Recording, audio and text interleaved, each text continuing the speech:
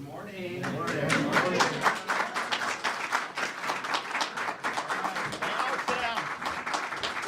Sit down. Thank you. Thank you so much. Thank you. Great to be back in Central Florida. Thanks so much. It's a beautiful day, and we've got a pretty important announcement to announce the appointment of Florida's next United States Senator. And these are always significant appointments, but I think right now, appointments like these are more significant than ever. This is a time for action and a time for Washington, D.C. to deliver results to the American people. There are no more excuses for Republicans. We can't choose the easy path here. We must be able to do what it takes, make the hard decisions necessary to usher in a revival of the American experiment. Now, President Trump's election was remarkable, and he earned a mandate for change. And yes, the results themselves, winning the popular vote, winning the swing states, was certainly something that's noteworthy. But what was more noteworthy is no candidate has ever had to endure a flurry of bogus prosecutions and 2 assassination attempts and having the entire legacy media apparatus doing everything they can to prevent his return to office. So we as Republicans cannot squander this opportunity. And that means we need a Congress, both the House and the Senate, that will rise to the occasion and make history. No more business as usual in Washington, D.C.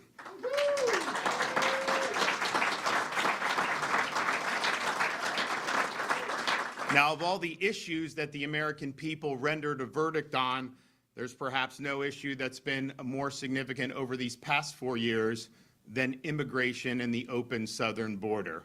The American people do not want to have our borders opened. We are a sovereign nation, and we must control who comes into our country on the terms that we as Americans set. That means we not only need to support President Trump's agenda to secure and shut the border, but we also need to make sure that we're enforcing the laws inside the United States.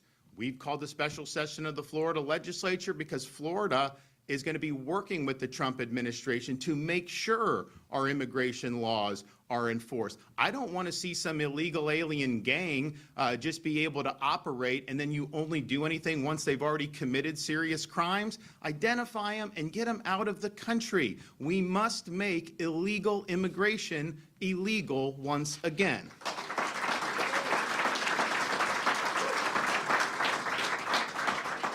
The other issue that clearly animated voters' momentous decision in November is the economic crunch facing people all across the United States of America. This economic crunch is government-induced. We are currently now, thanks to federal policies, locked in a vicious cycle of deficits, debt, money printing, and crushing inflation. We need Republicans in the Congress to stop this spending spree once and for all. Downsize the federal government, eliminate wasteful programs, abolish certain agencies, and empower the states to take over the functions that our founding fathers originally intended. Florida has shown that this can be done. We have cut taxes every year since I've been governor. I have had the opportunity to veto billions and billions of dollars in wasteful spending, and we have paid down 36% of the state's historical debt. From the 1840s to the present, we've paid down 36% just since 2019, and it's not an accident that because of those policies, since I took office in 2019, Florida leads the nation in economic growth amongst all 50 states. We've shown it can be done. They need to get it done. We also have a mandate as Republicans to restore our constitutional order. Our founding fathers never intended there to be a fourth branch of government, this sprawling administrative permanent bureaucracy. We cannot tolerate a massive concentration of power that is unaccountable to the American people. We must reconstitutionalize this federal government. We also understand the role that the courts, particularly Supreme Court justices, play in enforcing the Constitution, and particularly the constitutional limits on federal power. We need a senator that understands the important role that Senate plays in confirming Supreme Court appointments as well as lower courts, and the model for justices need to be justices like Clarence Thomas and Samuel Alito.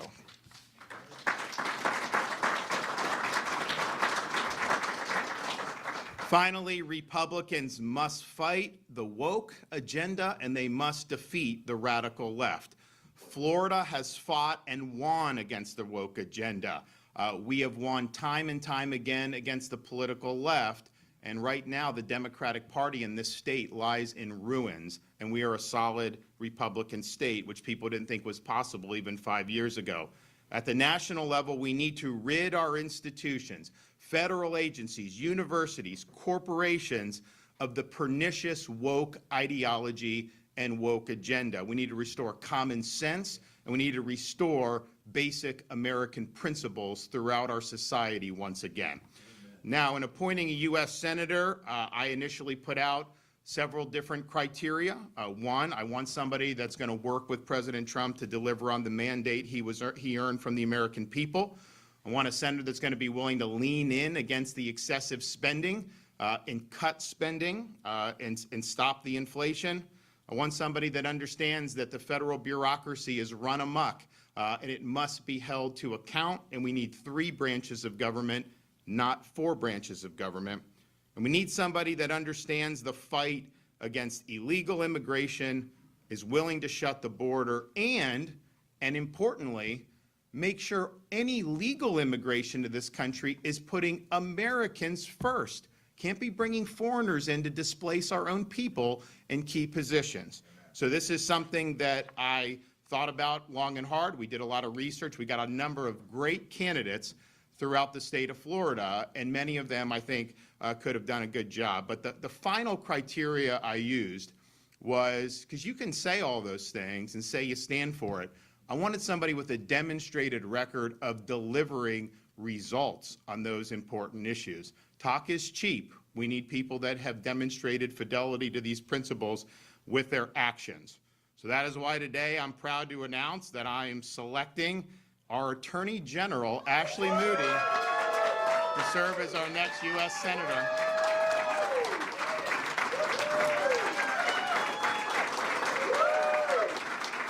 So, you want to sit down while I talk about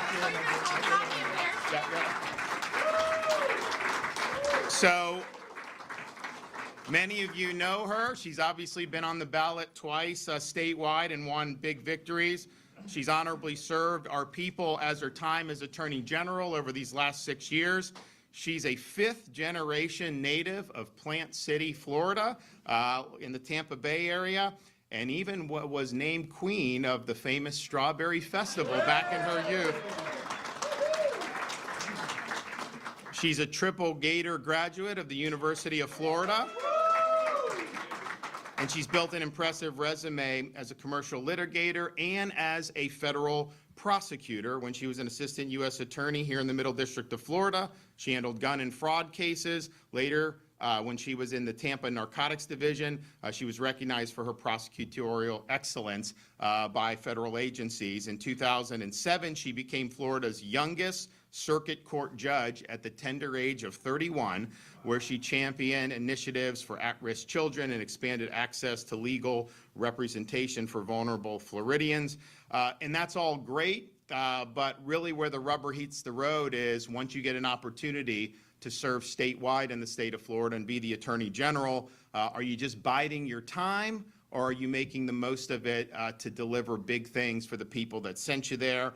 And I'm happy to say we've had an Attorney General who has been somebody that has acted time and time again to support the values that we all share, whether that's illegal immigration, opioid and fentanyl crisis, human trafficking. She has stood strong time and time again. Most recently, in this past year, filing lawsuits and joining lawsuits to take on the weaponization of law enforcement that targeted then candidate Donald Trump. She took on Jack Smith for his politically motivated persecution of the former president, fought back against the rogue Attorney General of New York for her politicizing justice, led the Florida investigation into the second Trump assassination attempt in Palm Beach, even as the federal government continues to try to block her efforts. She's been a national leader in fighting the Biden administration on many different fronts, including on immigration. She's not only filed more than a dozen separate lawsuits, but she's actually won against Biden with his reckless border policies. She's demanded appropriately the impeachment of Alexander Mayorkas and the designation of Mexican drug cartels as foreign terrorist organizations.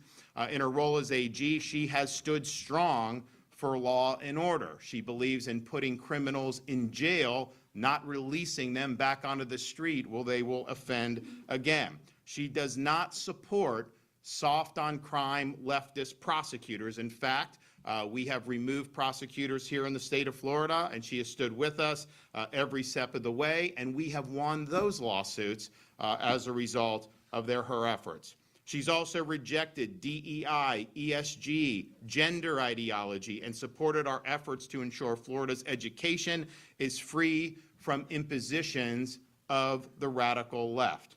When COVID was raging, few were willing to stand up across this country. We in Florida established our state as a beachhead of liberty, as the free state of Florida, and she was with us every step of the way. We beat the Biden administration that had continued to keep our cruise lines closed, and we liberated the cruise industry because of her lawsuit. We also beat Biden on the employer vaccine mRNA mandate, which was going to have people lose their jobs if they didn't take this shot that many people didn't want. So her efforts were really critical in achieving those success for medical freedom. She was also a staunch opponent and helped us defeat Amendments 3 and 4 in the most recent November election.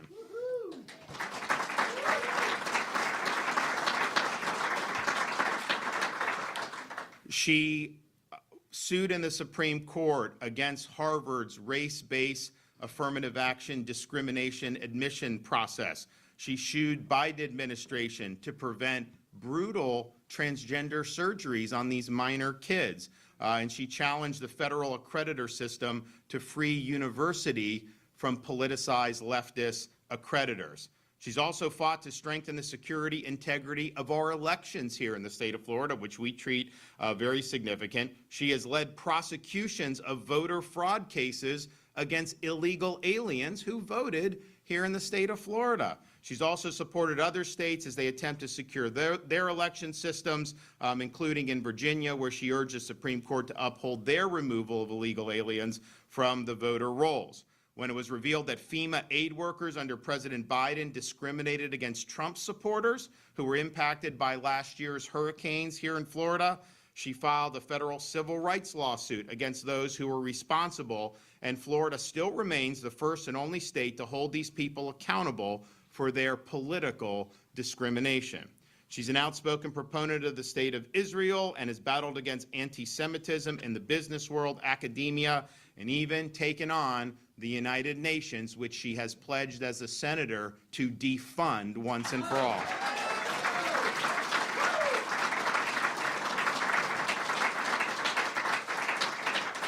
She has fought against overreaching federal agencies like the ATF, the EPA, and the FDA to protect the rights of law-abiding Americans and to prevent bureaucratic entities from encroaching on our God-given freedoms.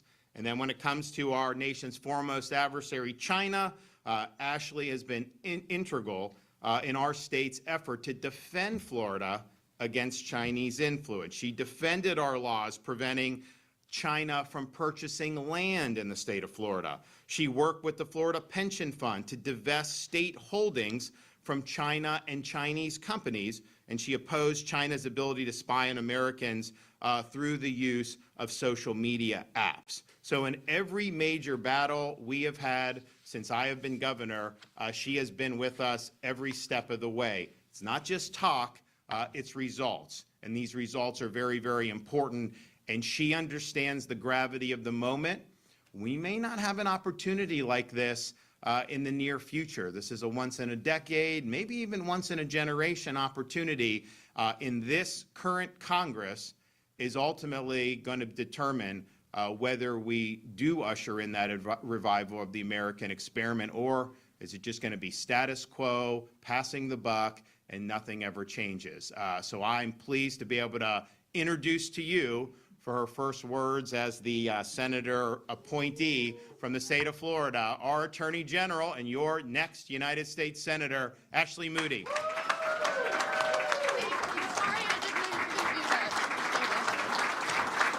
hello. Thank you so much for joining us.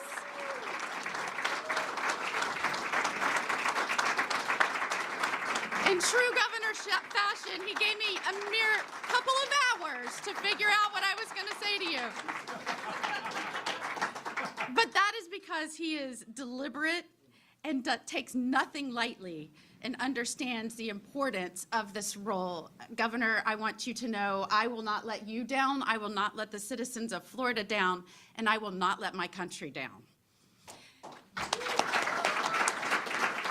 It was just 6 years ago that I met this very eager, passionate guy who wanted to be the governor of Florida and said, if we go in there and we implement conservative policy, if we scale back, make sure we return this to a limited government, we will prosper. And look at what Florida has done since. We lead the nation in net in migration, new business formation, and law and order. I can go on, and it has been at the leadership and direction with this guy right here. And I am proud not to just say I have fought alongside you for 6 years, but I'm proud to call you a friend, and I am very honored with this nomination. Thank you so much. I will bring the same persistence and passion and tenacity as a United States Senator that I have brought as Florida's Attorney General. If you have worked with me and fought with me over the last 6 years, you know I don't think of this as a job. I think of it as a calling. Every day I go to work, every decision that I make, every person I hire, I do so with the understanding that the people of Florida gave me this opportunity, and I want to deliver on what I assured them, and that was we were going to protect their rights, we were going to protect the autonomy of this state, we were going to protect our communities. And I believe that we have done that, and I think we have to take that same direction to the United States Senate. This guy used to be in Congress, and he says to me and has said to me, I don't know why anybody would want that job. I said to him, I kind of agree with you, Governor. I don't know if you can tell, but I'm pretty energetic. I like to get things done, focus on problems, solve the problems, deliver those to the people that hired you, your bosses, the citizens. And there's a lot of deadlock in Washington. And then I thought more about that.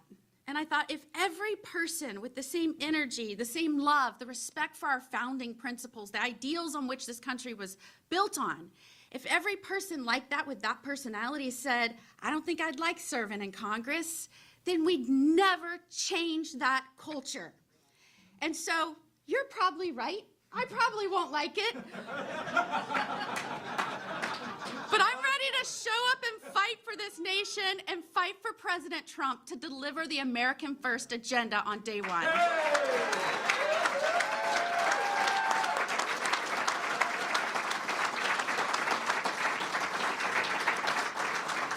What has angered me the most as Attorney General, as I have had to fight the Biden administration over the last 4 years, when we have seen policy after rule, after financial decisions, spending out of these agencies, as the agencies have gotten bigger, as they have taken more power, as they have tried to tell the states what to do more and more and more, all that does is take the will of the people, the want of the people through their elected representatives in Congress, and turns this into a country we don't even recognize anymore.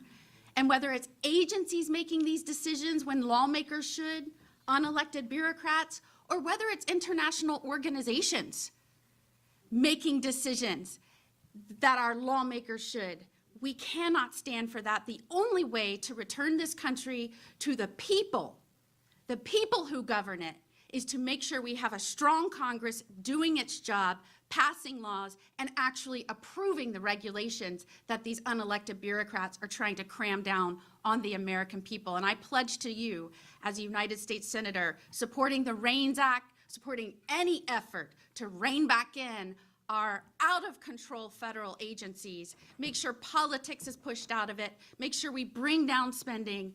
I am all for that, and I've got the backs of the American people, DOJ, and President Trump on that.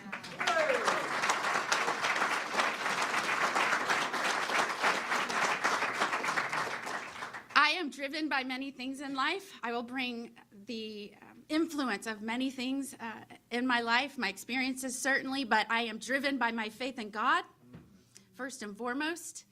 I am driven by the fact that I am a mother and I still have a kid in school. And whether it was protecting children from social media, from the dangers of fentanyl, the poison that's being pushed into our nation as the result of a wide open border, whether it's protecting our soldiers, the oldest boy in our family is a soldier. So whether it is supporting them while they are abroad or after they come home, I have their backs. And last but not least, God has blessed me with an amazing husband who's with me, Justin.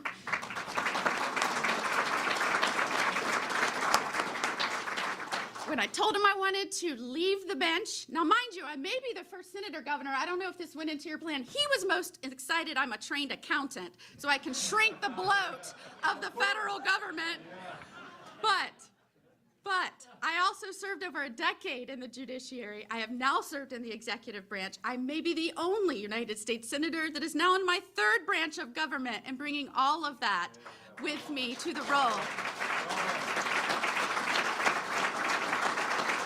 But I have an amazing husband who has watched and been there with me while I railed on what was happening to this country as millions poured illegally into our country, watching the devastation and crime and overdose rates in our country. He has stood by me, never doubted when I said I wanted to resign from being a judge and travel around the state and be unemployed and get people to hire me to be their lawyer. He said, I've got your back, partly because he's my husband, partly because he's a law enforcement officer and he knew he needed someone as the top cop that had their backs.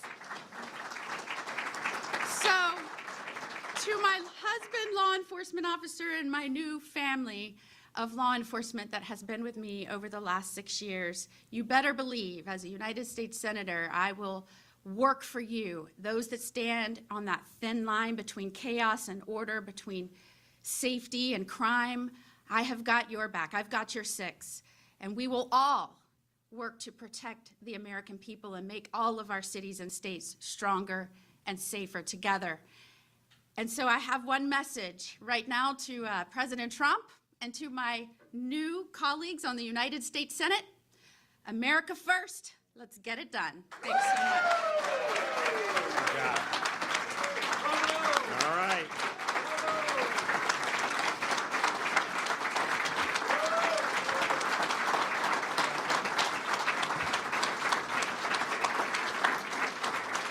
And so she will be taking office most likely on the afternoon of January 20th. We anticipate Senator Rubio to get confirmed very quickly after the inauguration of the 47th president, President Trump. I want to thank Senator Rubio for his service in the United States Senate. I think he will serve the country ably as Secretary of State, and we need it because the last 4 years has been a total disaster under the Biden-Harris administration. That's true at the border, it's true on economy, but it's certainly true on foreign policy and national security. So I'll be happy to take some questions. What do we got?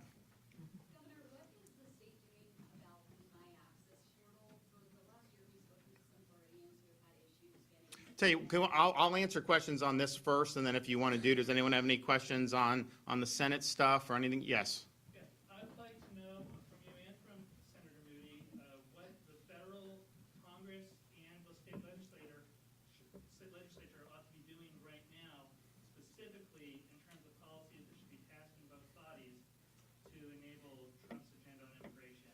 Well, I think, as you know, we have called a special session, as I'm authorized to do as governor, for January 27th, so a week after President Trump's inauguration this Monday. And the focus of that is enacting policies so that the state of Florida, every city, every county, and the state are working with the federal government to enforce federal immigration laws. As I mentioned in my comments, you have these gangs that are in the country, and basically Biden, unless they commit a serious crime, just lets them run wild.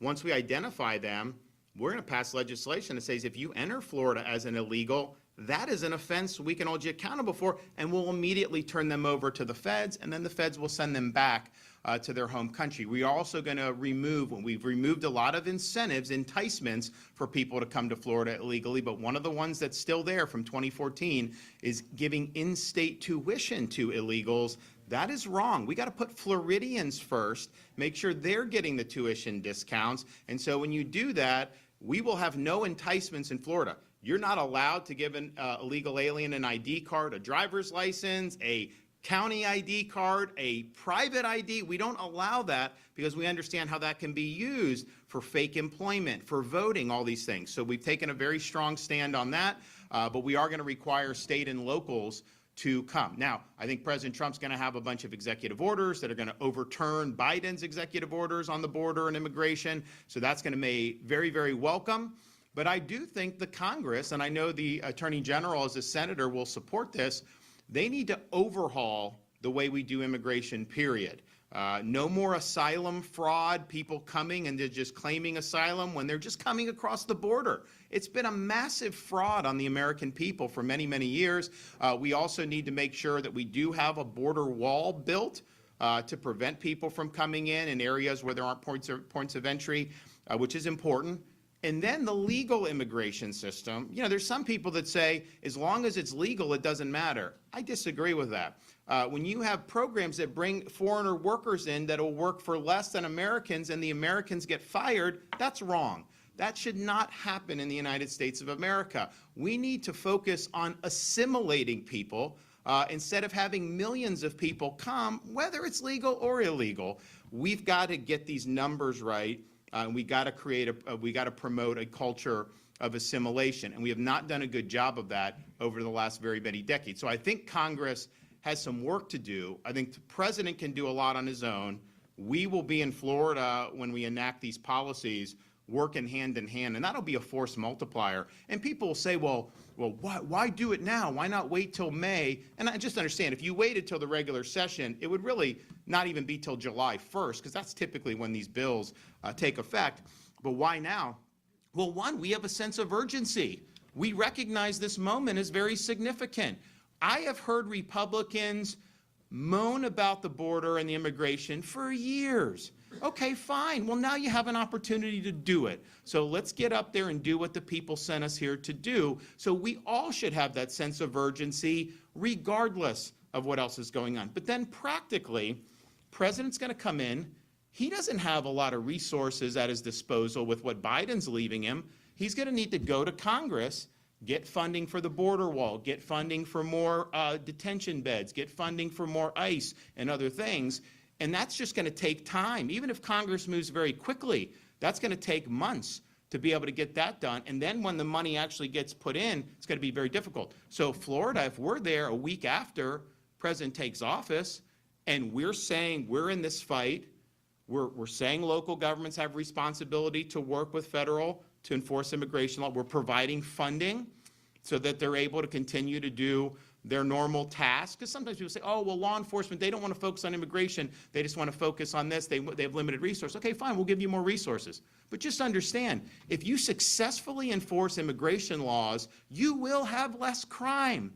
It just go look. I mean, I was talking to Grady Judd, like Polk County. You know, you'll have these people on a weekend, a lineup, and a lot of them are legally in this country to begin with. So it will save taxpayers money ultimately to make illegal immigration illegal again. And that's what we have to do. And I know, and here's the thing, I care about your record. Ashley Moody, as Attorney General, never had any blemish on immigration. It was always strong. She's never been a squish on any of these issues. And it's important. I mean, that's the part of the problem. She'll go up there and she'll be part of the enforcement caucus, not the amnesty caucus, and that's what we need. Governor, do you anticipate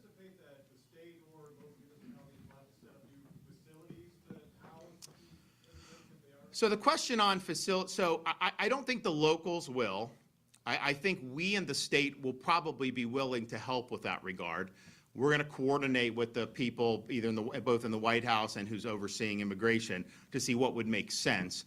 So it's possible the state does it. I don't anticipate you're going to see the locals necessarily doing that. It may be temporary and then immediate transfer to the feds or to the state, but I don't foresee necessarily the locals necessarily doing. Now, some of them may want to do it, and we'll have funding. They can, but I think the main thing is forcing the law, working with ICE to remove swiftly people who are here illegally. And I can tell you, we have, the hurricanes.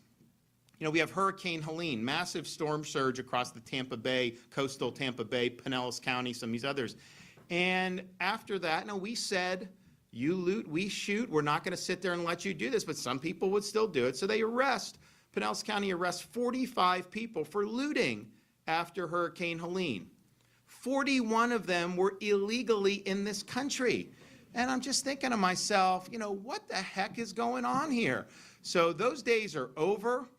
We are going to work together, and we're going to be able to get this job done. And if we don't do it now, it's just never going to get done. Let's just be honest. This is our opportunity to make it happen. Yep. Responded with Spectrum News, Orlando and Tampa. Are you at liberty to say when you actually told now Senator Moody that she was getting a job? Yesterday evening. So we were doing a press conference in Polk County yesterday about the immigration plans. And I said, are you flying back to Tallahassee? I said, I got a Ocala that I'm driving up. When are you going to get in town? She's like, well, sometime in the late afternoon. I was like, all right, well, give me a call. Come on over.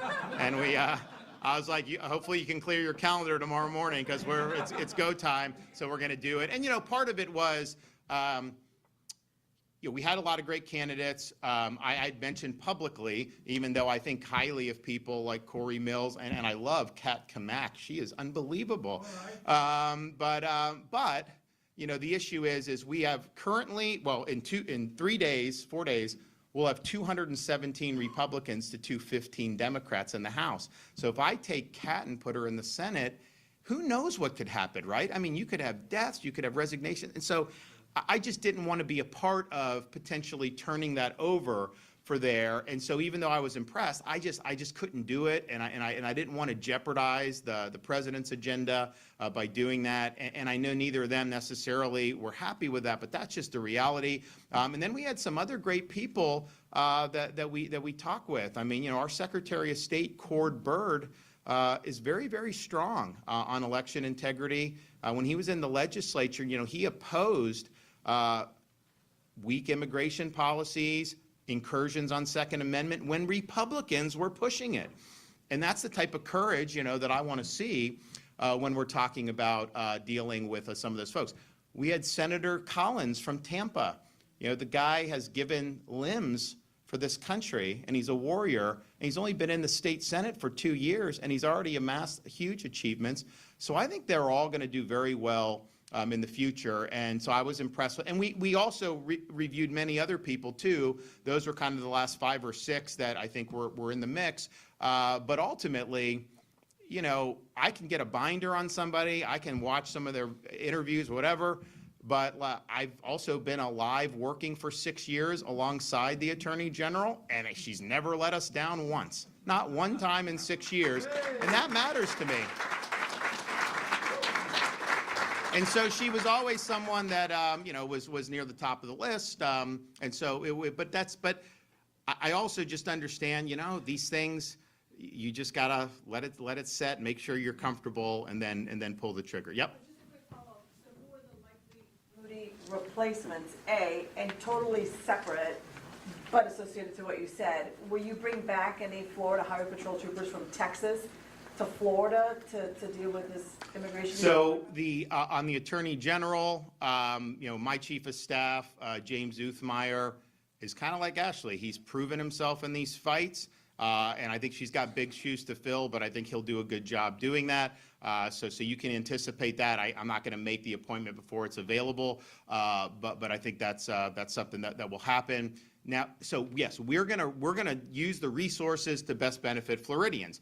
The reason why we've helped Texas is because Biden wouldn't help Texas, and so the states have to band together. Just like Texas will send people to help us when we have hurricane response, we sent there. And I'll tell you, we did it on and off for Biden's whole term. And, I'm like, do these guys like doing it? Like, ultimately, when you're in government, when you're in service, if you get orders, you do it, right? You don't necessarily, but people appreciated the mission. They felt they were making a difference in very difficult circumstances. And so I'm glad that our folks really worked hard and made a big impact. But at the same time, we now are going to have much different policies on the southern border. And I don't anticipate Florida needing to play a supporting role there, because I think the federal government's going to be leading and Texas can support, and I think the results are going to be so much better. I think it's going to be really, really significant. We have assets here in Florida. Our highway patrol will be in. See, I can order the state people to do it. Highway patrol, you pull someone over illegal, just call ICE and let's just do it, right? So they can do that. FDLE can do it. Fish and Wildlife, these folks come in on boats. How crazy is this? We have boats that help the Coast Guard stop boats from Haiti and Bahamas and Cuba and everything. If you stop the boat before it reaches land, then the Coast Guard immediately, you give them to the Coast Guard, they send them back to Haiti or Bahamas or wherever, like clockwork. But if they touch land, then somehow Biden lets them stay and they won't send them back. How dumb is that policy that we can do? So what I want is the federal government empower us. If somebody shows up in the Florida Keys, we say, okay, here you go, you're coming in and you're going back. And if you do that, if they know that even if they make land, it doesn't matter, then you're going to see, we've already seen the numbers plummet because we've supplemented the Coast Guard. Coast Guard does a good job. They don't have enough resources. And it's not a priority for Biden. But if you do that, you will be able to really, really dry up, because no one's going to want to take these boat voyages across dangerous waters knowing that even if they make land, they're still going back. So we've got to do that. I think it's really, really significant. So we're going to use a lot of resources here. I think the border is going to be in much better shape on January 20th. On a separate issue, the state attorney, have you made any decision on anything that you might do about the state attorney Monique Worrell? And then separately, in Lee County, more folks there, there's been some calls from the GOP leader there to remove the sheriff in Lee County. Any comment on either one of those? If you read Florida's Constitution, the governor has the constitutional authority to suspend elected officials at the county level for based on a number of criteria: misfeasance, malfeasance, incompetence, neglect of duty, drunkenness. There may be another one or two, but those are the main ones. And when a public official triggers those, or they only need to trigger one of it, I won't hesitate to act. Monique Worrell did that in her first term as state attorney. I had people asking me to remove her for a long time. And I said, look, I don't like what she's doing, but you got to give me the goods. And so they finally gave the goods. And I think one of the problems with how that went down is, the Florida Senate has a rule that says, well, if they file lawsuits, then we're just not going to bring them to trial in the Florida Senate.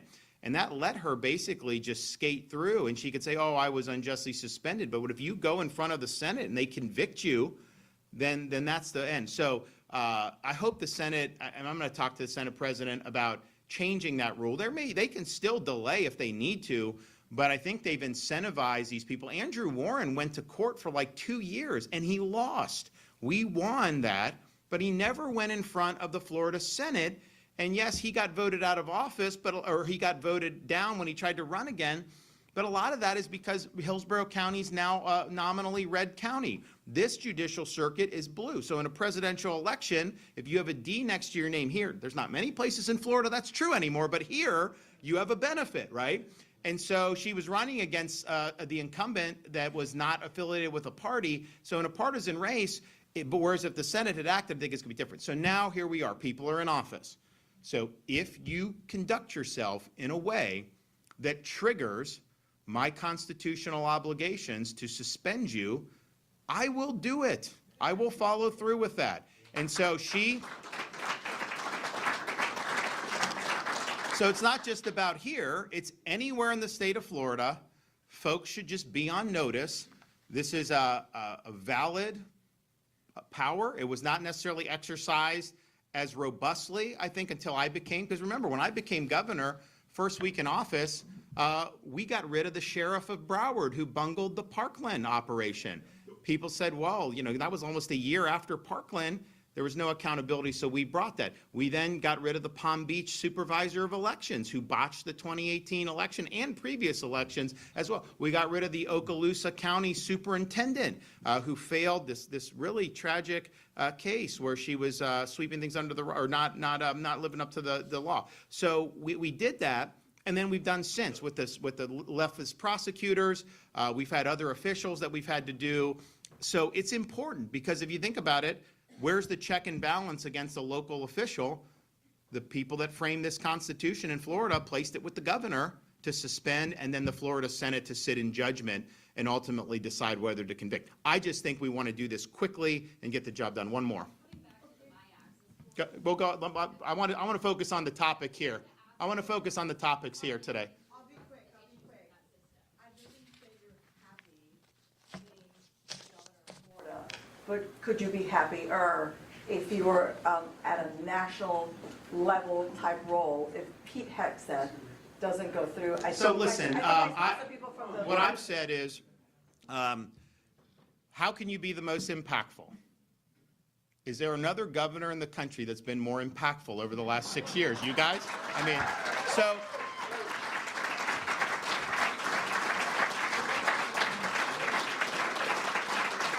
And you know, it's not just the governor. I mean, the attorney general's been there. We've had some great partners in the legislature, done a lot of great things. You know, sometimes it's been smooth, sometimes it's not been so smooth, but eventually we land the ship and get things done. And that's true whether it's look at what we've paid off for state debt. We have the lowest per capita state debt in the entire United States of America. If the federal government could follow that, we'd be in much better shape. We have enacted policies to combat rioting and looting and everything you saw in the summer of 2020. That does not fly in the state of Florida, and we back the men and women of law enforcement in a really, really big way. We have universal school choice, so parents can send their kid to the school of their choice. We have more school choice in Florida. If you just looked at Florida school choice, we have over a third of the entire country's school choice participants, which is phenomenal. We also, we used to say Florida is where woke goes to die. We killed things like ESG and DEI and the entire woke agenda. We got it out of our schools, and people know that stuff's just not going to fly in the state of Florida. We also stood strong when very few were willing to during the most hysterical days of COVID. When I was saying I ordered the schools to remain open, oh my gosh, what the flack I got for that. Are you kidding me? Teachers union suing us, trying to get the schools closed. All these things, and yet people will come up to me to this day and say, if it wasn't for that, I don't know if our family would have been able to make it. Our kids needed to be in school. We did an executive order because the legislature at the time wasn't willing to legislate. We banned forced masking of school children in the state of Florida, and that was very controversial at the time. Now it's something that's good. And if it wasn't for Florida during COVID, this country would not have recovered. We wouldn't have gotten out of the lockdown culture. We're the ones that broke the back of the Fauciism that was in this country. And that was a very important role for this state to play.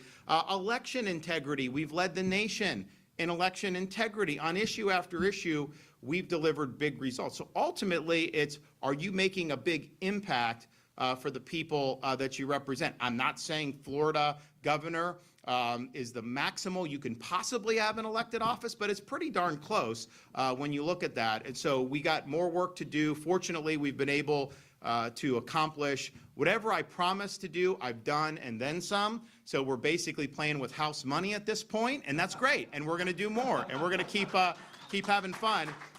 But you know, I kind of got a kick out of people speculating like, will he appoint himself to the United States Senate? And I'm like, for anyone that spent 5 minutes with me, I don't think there would be much speculation that the answer to that would be no. But it was not something that I think is, so we'll hold the fort down here in the state of Florida.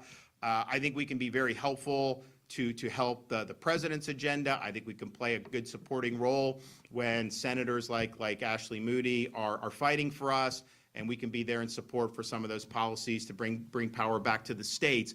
But this is really, really significant. We basically have an experiment ongoing in this country when people vote with their feet. And if you look over the last many years, we've been the place people have come to. Even 23, when, you had, or 23, 24, you had illegals leaving, which was good because of our policies. But, you had a lot of people that wanted to come, and we've continued to build the economy and all these other things. So it's really, really positive. I think we can be very, very supportive in a variety of ways of what's going on there. But I've never asked for anything, and I'm not in a position where I'm being offered anything. So we'll keep the fight going. We look forward. I'll be up at the inauguration. We got to figure out, so they're going to vote on Rubio. Maybe I have to stay around to help Ashley get sworn in the Senate that afternoon. I was planning on not doing the balls because they're having the national championship game that night. And, my son Mason, he was in the first round of the college football playoffs, he got 3 of the 4 games right. In the next round, the quarterfinals, he got 3 of the 4 right. The semifinals, he got both games right. So now we have Notre Dame, Ohio State. And the First Lady prodded him on his decision, and he said he's not ready to make a decision yet on that. So when we get one, we'll put it out just in time for you guys to place your bets. But I think the problem that he's having is, so he is a huge Florida State fan. I'm not going to tell him that Ashley went to Florida because, and it's not anything Casey and I have done. I didn't go there. Casey didn't go there. But we're in Tallahassee, right, as a family since I got elected, and he goes to games, he does all this. So he's like really, really passionate. So we went to the Notre Dame game in South Bend, Florida State and Notre Dame. And for those do we have any Florida State fans that are willing to admit on that? They lost by 50 to Notre Dame. And so that wasn't good, but, he got to go around campus, he saw Touchdown Jesus, he got to go to the field, he got to do all that. So I think he kind of likes it. So I think but he's only in first grade, but he's smart, he knows sports. And so I think he really wants Notre Dame, but I think he's watched Ohio State, particularly their first 2 games in the playoffs, and they didn't do as impressive against Texas, but they were still pretty strong. And I think he's just worried that if he goes with his heart, or does he go with his head? And I think his head's pulling him to Ohio State, but I think his heart's pulling him to Notre Dame. And so if he comes to a decision, we'll make sure to disseminate that very quickly. Thanks, everybody.